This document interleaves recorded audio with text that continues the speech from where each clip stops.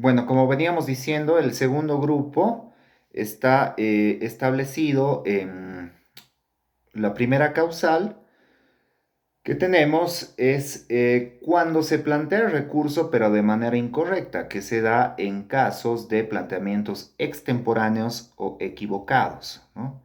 Esto es muy importante y tiene que ver también con el plazo de inmediatez, ¿no? Cuando planteo un recurso fuera del plazo establecido por la norma correspondiente, eh, y obviamente me van a rechazar este recurso, no puedo plantear la acción de amparo constitucional. Estoy incurriendo en el no agotamiento de la vía ordinaria, ¿no?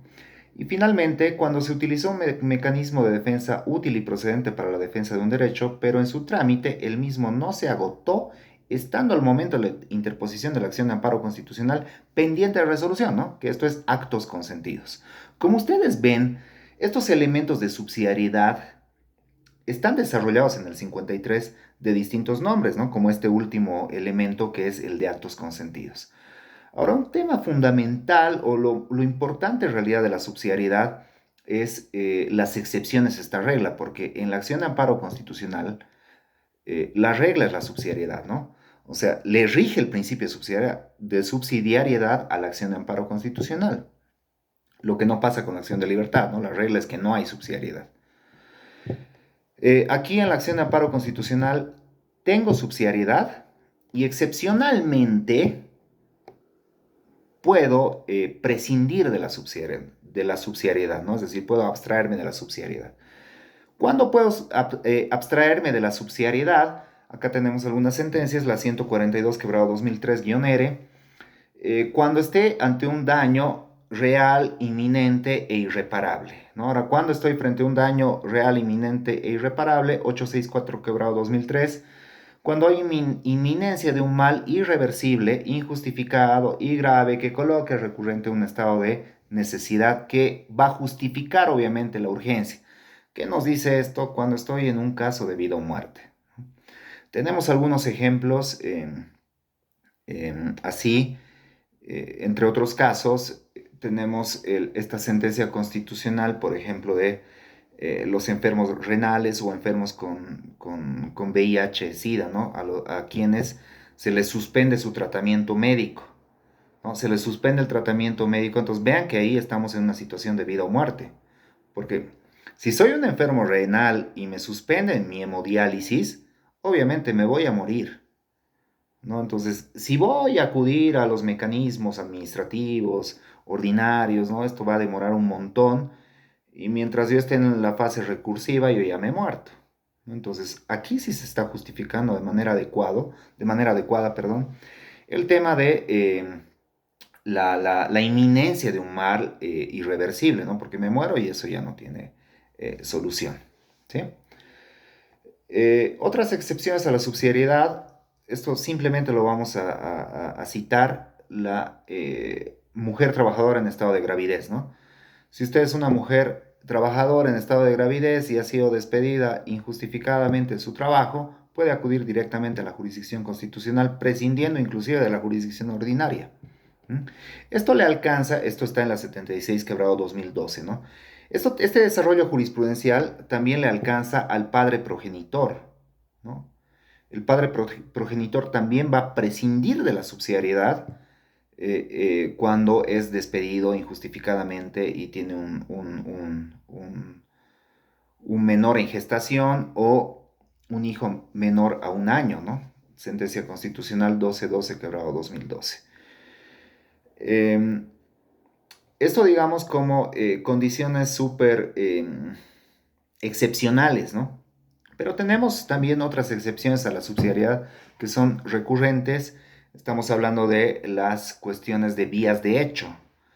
Vías de hecho significa justicia por mano propia, ¿no? Vulgarmente le decimos justicia por mano propia, hacer justicia por mano propia.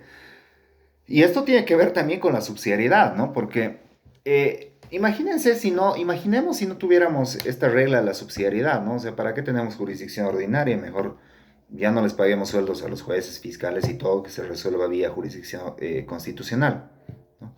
tiene su razón de ser la subsidiariedad, ¿no? Es un caso extremo, digamos, la acción de amparo constitucional. Ahora, ¿por qué está vinculado con vías de hecho? Porque sucede que en algunas circunstancias, algunas personas presentan algunos problemas y no acuden a la jurisdicción correspondiente, ¿no? Y de hecho se hacen justicia por mano propia. Esto sucede mucho en tema del dueño de casa y el inquilino, ¿no? Como el inquilino no le paga el alquiler, entonces ¿qué hace el dueño de casa? Le pone un candado a su puerta o le corta el agua, le corta la luz, ¿sí? Entonces está ejerciendo vías de hecho. ¿Mm? Cuando estamos frente a una situación tal como no se activa la jurisdicción ordinaria, porque esta es justicia por mano propia, entonces sí prescindo de la subsidiariedad y puedo plantear directamente mi acción de amparo constitucional. ¿Mm? La 929 nos señala por qué es que se prescinde de la subsidiariedad en vías de hecho. Uno, eh, o cuando, perdón, cuando en actuaciones de la administración, es decir, no solo contra particulares, ¿m? Puede suceder que también una autoridad incurra en vías de hecho, y dos, por particulares, ¿no? Que es el caso o el ejemplo que poníamos al iniciar esta explicación de vías de hecho, ¿sí? Ahora bien, eh, ¿qué pasa en vías de hecho? Eh, En vías de hecho, obviamente, primer efecto, se flexibiliza la subsidiariedad. Segundo efecto, o en realidad esto ya sería como un requisito, la carga de la prueba va a recaer totalmente en el accionante, ¿sí? Por ejemplo, también pasa en el tema de avasallamientos, ¿no? Yo tengo mi terreno y el día de mañana se mete un tipo y empieza a construir. ¿Puedo plantear mi acción de amparo constitucional? Sí, pero yo tengo que demostrar, por ejemplo, la propiedad del bien. ¿Sí? Y luego, si el ocupante también tiene otro título y lo pone en audiencia de acción de amparo constitucional, entonces estaremos frente a hechos controvertidos y se me denegará la tutela, ¿no? Y el tercer elemento es que los presupuestos en cuanto a la legitimación pasiva se flexibilizan. ¿En qué sentido? Pues si hay una persona que está ocupando el bien, lamentablemente no voy a pues, conocer a cabalidad las generales de ley o a cabalidad quiénes más están ocupando mi bien, ¿no? Entonces hay una suerte de flexibilización incluso en lo que es la legitimación pasiva. Eh, Finalmente, vámonos a el tema de la inmediatez, ¿no? El tema de la inmediatez, que es el plazo de los 6 meses. Tenemos 6 meses para plantear una acción de amparo constitucional. ¿Desde cuándo? Desde que se me vulnera el derecho, ¿no? Esto, digamos, en vías de hecho. Pero generalmente nosotros sabemos que la acción de amparo constitucional se activa cuando se agota la vía, ¿no? Es decir, nuestra acción de amparo constitucional, me animo a decir en un 90% de los casos, deviene de un procedimiento administrativo u ordinario. ¿Mm? Entonces, ¿desde cuándo se computan los 6 meses? Desde que te notifican con la última resolución, ¿no? Y ahí hablamos un poquito de cosa juzgada formal, cosa juzgada material, ¿sí? Pero aquí hay un caso súper importante que es el tema de qué pasa con la complementación y enmienda, ¿sí? Porque en cualquier proceso, ¿no? Termina la resolución última y entonces yo planteo mi complementación y enmienda y entonces ¿desde cuándo se computa la complementación y enmienda? La 251 quebrado 2010-R ya nos establece desde cuándo se computa el plazo de los 6 meses justamente en este tema de la complementación y enmienda. En tres supuestos. Primero, el cómputo de los 6 meses para la interposición de la acción de amparo constitucional es desde la notificación con la resolución o auto de vista que agota la vía, dado que ha sido el último actuado idóneo, ¿no? Estamos frente al supuesto en el que no he activado la complementación y enmienda. Dos, si se hubiese solicitado complementación y enmienda de la resolución principal o auto de vista, que se constituye en el medio idóneo y que agota la vía y no hubiesen sido consideradas por extemporaneidad o el motivo que fuere, al no tener trascendencia ni efecto en la resolución principal, el plazo de los 6 meses corre desde la notificación con la resolución principal o auto de vista, sin considerar esta última resolución, ¿no? ¿Qué pasa? Tengo mi resolución final, planteo mi complementación y enmienda 6 meses después, ¿no? Hay algunos colegas que incurren en esto, tal vez para reactivar el proceso, ¿no? Obviamente la complementación y enmienda va a ser rechazada por la autoridad ordinaria. Y yo no puedo pretender que los 6 meses se computen para la presentación de la acción de amparo constitucional, se computen desde la última determinación en cuanto al rechazo de mi solicitud de complementación y enmienda, porque esto es extemporáneo. Ahora, el último supuesto es en el cual si se considera mi complementación y enmienda, se da lugar a la misma y se complementa algún extremo de la resolución. En este caso, sí se va a computar los 6 meses desde la última resolución, es decir, desde la resolución de complementación y enmienda, en el sentido de que la resolución principal y la de complementación y enmienda es una sola, ¿sí? Se entiende como una sola. Ahora, estos tres elementos han sido modulados por la 874/2013, que dice: las subreglas señaladas en la sentencia 521/2010-R se dejan sin efecto por efecto del 55.2 del Código Procesal Constitucional. ¿En qué sentido? La complementación y enmienda, ¿no? El 55.2 del Código Procesal Constitucional establece específicamente para los casos de solicitud de complementación, aclaración y enmienda de una decisión judicial o administrativa, el plazo se computará desde la notificación con la resolución que conceda o rechace.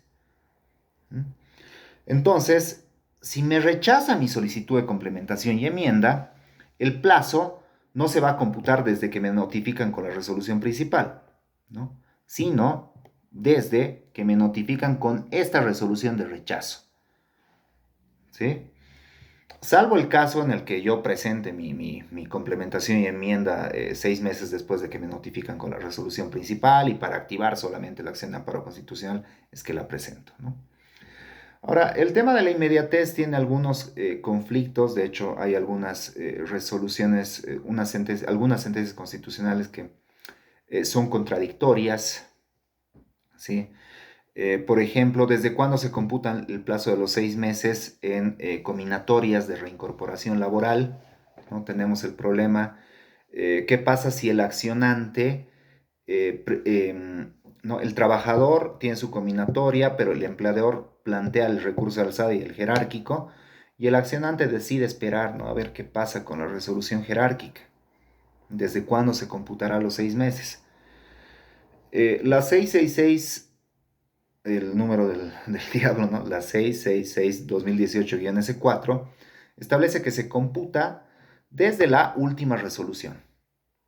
Desde la resolución jerárquica no importa, tú puedes esperar como accionante el cumplimiento hasta la última resolución de recurso jerárquico, ¿no?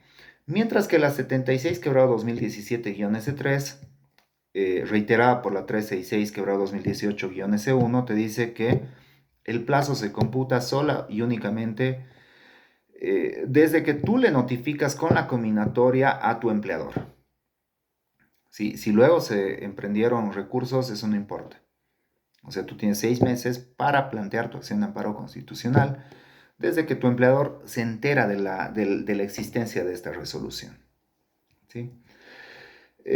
Bueno, finalmente vamos a ver algunas cuestiones que tienen que ver con, eh, ya digamos, un tema sustancial de la acción de amparo constitucional que habíamos visto la última sesión, que tiene que ver con el debido proceso, porque si revisamos un poquito la jurisprudencia, si entrecomillamos, por ejemplo, en el buscador jurisprudencial debido proceso, vamos a ver un montón de sentencias porque normalmente alegamos la vulneración del derecho al debido proceso vía acción de amparo constitucional. En ese sentido es importante cuestionar dos cosas, ¿no? Primero, cuál es el límite de la jurisdicción constitucional y de la jurisdicción ordinaria, ¿no? Básicamente entendemos que, por ejemplo, ¿no? Y de hecho hay algunos artículos, ¿no? Como el choque de trenes, ¿no? ¿Quién pesa más, el Tribunal Supremo o el Tribunal Constitucional, ¿no? Y básicamente decimos, sus funciones están separadas porque uno ejerce el control de legalidad y el otro ejerce el control de constitucionalidad, ¿no? Pero con estos conceptos, por ejemplo, de irradiación del texto constitucional, ya esta figura medio que, o estos límites como que se desvanecen, ¿no? Y en ese sentido vemos que la jurisdicción constitucional sí puede revisar lo obrado por la jurisdicción ordinaria. ¿Mm? Esto obviamente para muchos autores es una intromisión en cuanto a el ejercicio de la función o de la jurisdicción ordinaria por parte de la jurisdicción constitucional. En ese sentido, la jurisprudencia constitucional, cito la sentencia 1461 quebrado 2013, ha establecido algunos ámbitos frente a los cuales la jurisdicción constitucional se va a intrometer, digamos, en el buen sentido de la palabra, a intrometer en la función jurisdiccional ordinaria, a saber, en los siguientes elementos. Cuando la interpretación eh, producto de la jurisdicción ordinaria vulnera algún contenido de la Constitución, entonces el Tribunal Constitucional puede analizar esta interpretación, de legalidad incluso, ¿no? Segundo, y es el que más nos interesa y es el que vamos a desarrollar, cuando la resolución de la jurisdicción ordinaria no está debidamente fundamentada o motivada. Y finalmente, cuando la resolución de esta jurisdicción ordinaria omite la valoración arbitraria de prueba o arbitrariamente omite valorar prueba. ¿Sí? En estos tres elementos, la jurisdicción constitucional va a revisar lo obrado por la jurisdicción ordinaria, obviamente no metiéndose al fondo. ¿Mm? ¿Por qué? Porque la jurisdicción constitucional no puede mandar a la cárcel, por ejemplo, a un condenado, ¿no? Porque no es su función. La jurisdicción constitucional no puede definir un derecho propietario, por ejemplo, ¿no? No puede agarrar y decir, bueno, esta casa le pertenece a Juan Pérez, porque esto le corresponderá pues a la jurisdicción ordinaria en materia civil. ¿Mm? Dentro de su jurisdicción lo que tiene que hacer es solo y únicamente detectar la vulneración de derechos. ¿Mm? Ahora, vamos a tratar brevemente el tema del debido proceso en lo que respecta a la debida motivación y fundamentación, para lo cual es necesario remitirnos a un poquito de teoría o si prefieren tal vez algo de filosofía del derecho, y vamos a ver en este sentido que hay algunos teóricos que de hecho se denominan los teóricos de la, teóricos de la argumentación estándar, ¿no? Que te establecen unos estándares mediante los cuales tú puedes detectar si una resolución está debidamente fundamentada o es racional. ¿Mm? Una resolución está debidamente fundamentada, ¿ya? Si ustedes me siguen con la lámina 48, perdón, ahí tienen el modus ponens, ¿sí? En la lámina 48 ustedes tienen el modus ponens y ustedes ven estos signos, ¿no? P entonces Q, P entonces Q, ¿no? Así se leería, ¿no? Si P entonces Q, pasa P entonces Q. Traducido al derecho, ¿esto cómo sería? Si usted es ser humano, simbolizamos con P, entonces Q, usted tiene derechos. P es el caso que Juan es ser humano y Q, la conclusión es que como es ser humano, entonces tiene derechos. ¿Mm? Tenemos dos premisas de las cuales inferimos la conclusión. Este es el clásico modus ponens, ¿no? Del antecedente siempre tenemos que derivar el consecuente, ¿no? Si matas, entonces 30 años. Mataste a Pedro, por lo tanto te vas 30 años a la cárcel. ¿Sí? Es el clásico modus ponens. Una resolución tiene que tener esta estructura. Todo problema jurídico, de todo tipo de resolución, sea administrativa, sea ordinaria, tiene que tener este esquema, digamos, de modus ponens, y esto es lo que se denomina o los teóricos de la argumentación estándar le denominan justificación interna. ¿Mm? ¿Qué quiere decir esto? Tengo que tener una premisa normativa, una premisa fáctica y una conclusión. ¿Mm? Premisa normativa tiene que estar conformada obviamente con derecho válido, ¿no? Por ejemplo, en el caso que poníamos hipotético, ¿no? Si usted es ser humano, entonces usted tiene derechos. ¿Por qué? Porque la Convención Americana sobre Derechos Humanos y la Declaración Universal sobre Derechos Humanos y nuestra Constitución Política del Estado establece que todo ser humano tiene derechos, ¿no? Entonces, esta es mi premisa normativa. La construyo de tal manera que pueda hacer el ejercicio subsuntivo, ¿no? Llego a concluir de todo este entramado jurídico que si usted es ser humano, entonces tiene derechos, ¿no? Caso concreto, premisa fáctica. Tengo a Juan que, de acuerdo a diversos test probatorios, llegamos a concluir que es un ser humano, ¿no? Por lo tanto, concluyo que como Juan es ser humano, decisión, tiene derechos. ¿Mm? Justificación interna. Tengo una premisa normativa, premisa fáctica y conclusión. Ahora, la justificación no solo queda ahí, la justificación esa es la interna, ¿no? La externa ya tiene que ver con las dos premisas. La justificación externa normativa, ¿sí? Es decir, tengo que construir mi premisa normativa con un ejercicio hermenéutico tal que se entienda de dónde viene mi premisa normativa. ¿Sí? Esa es la justificación externa normativa. Y la justificación externa fáctica que tiene que ver ya con elementos probatorios. Toda decisión tiene que contener esto. Si mi decisión, si mi resolución mínimamente tiene esto, entonces está debidamente fundamentada. Eso teóricamente. Ahora, jurisprudencialmente, vamos a ver que pasa lo mismo, digamos, en nuestra jurisdicción, en nuestra jurisprudencia constitucional, ¿no? Hay una sentencia constitucional que es muy explicativa, digamos, en lo que respecta a la premisa normativa. La sentencia constitucional, si ustedes se van a la lámina 52, resolución motivada, o cuando una resolución es motivada, 22-21, quebrado 2012, esta es la sentencia constitucional, tengo tres elementos. Sin motivación es cuando estoy frente a una resolución sin motivación, cuando esta resolución ni siquiera cita norma, ¿no? Y ustedes me dirán, no, eso es una locura, pero pasa, revisen las resoluciones, todos los problemas jurídicos tienen que resolverse a través de, obviamente, norma, ¿no? Pero pasa que a veces el juez se descuidó y pum, y decide nomás, ¿no? Y aquí hay un lema muy bonito, decidir no es motivar. ¿Mm? Tengo que justificar de dónde estoy decidiendo esto, ¿sí? Primer elemento. Segundo, motivación arbitraria, resolución sustentada en fundamentos retóricos o conjeturas carentes de sustento probatorio o jurídico. ¿Mm? Vale para ambas premisas, tanto la normativa como la fáctica.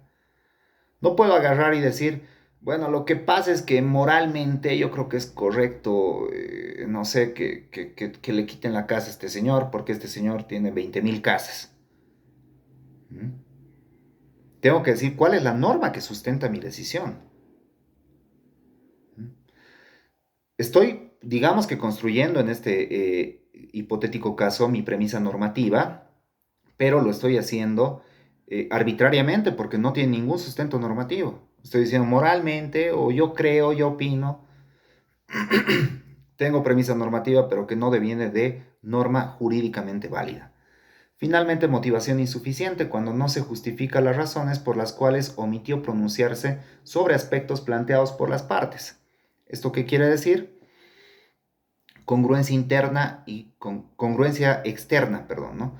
Y para eso pasamos a la lámina 51, en realidad volvemos. Cuando una resolución es congruente, primero internamente cuando tiene estos elementos, premisa normativa, premisa fáctica y conclusión. Y la conclusión deviene de estas dos premisas, de la normativa y de la fáctica. Si tengo este hilo conductor, por lo tanto, mi resolución es congruente internamente. Congruencia externa se refiere a dos situaciones. El juez ordinario o administrativo, la autoridad administrativa o ordinaria, jurisdiccional, tiene que resolver todo lo planteado por ambas partes, ¿no? Yo demandante planteé A, B y C. Ya, la resolución me tiene que resolver A, B y C. Si no me resuelve C, obviamente es una resolución incongruente externamente, ¿sí? Porque no me resolvió esto. Primer elemento. Segundo elemento, cuando el juez saca de su imaginación otro elemento que jamás fue debatido por las partes y lo resuelve, ¿no? También es, y utiliza de hecho este elemento que él se inventó, ¿ya? Que jamás fue discutido por las partes, ¿ya? Y con este elemento ajeno al proceso, resuelve el caso, ¿no? Ahí estamos frente a congruencia externa. Todos estos elementos, y con esto vamos a concluir, todos estos elementos tienen que concatenarse, tengo que justificar todos estos elementos con relevancia constitucional. ¿Qué quiere decir? Si el juez no me resolvió un punto, el punto A, no quiere decir que ya per se, por sí mismo, me van a conceder la tutela, ¿no? Porque pasa mucho que a veces los abogados agarramos y decimos, quiero que me resuelva el punto A, el B y el C. Y el punto A y el C son idénticos, ¿no? Tal vez que con otras palabras. Entonces, si me resuelve solo el C y no me resuelve el A, no estoy demostrando relevancia constitucional, ¿no? ¿Cómo demuestro relevancia constitucional? Tengo que decir, si el juez me resolvía A, la decisión hubiera cambiado materialmente, ¿sí? La decisión hubiera cambiado materialmente. De declararse improbada la demanda, se hubiera declarado probada, ¿no? Entonces tengo que demostrar la relevancia constitucional. Espero que estas sesiones les hayan sido útiles. Lamento por las personas que no han podido asistir. Obviamente el problema del Internet es un problema que nos rebasa, ¿no? Incluso a nosotros nos afecta con el tema de que no hemos podido subir el último videíto, ¿no? Espero que las sesiones les hayan satisfecho, que estén conformes con las sesiones y nuevamente les repito mi correo electrónico por si tienen alguna duda respecto a todo lo que hemos visto, tanto en la primera, segunda y tercera sesión. Me pueden escribir con la mayor confianza al correo electrónico. El correo electrónico, les reitero, es juanca.e.88@gmail.com, juanca.e.88@gmail.com. Un abrazo y muchas gracias por su atención.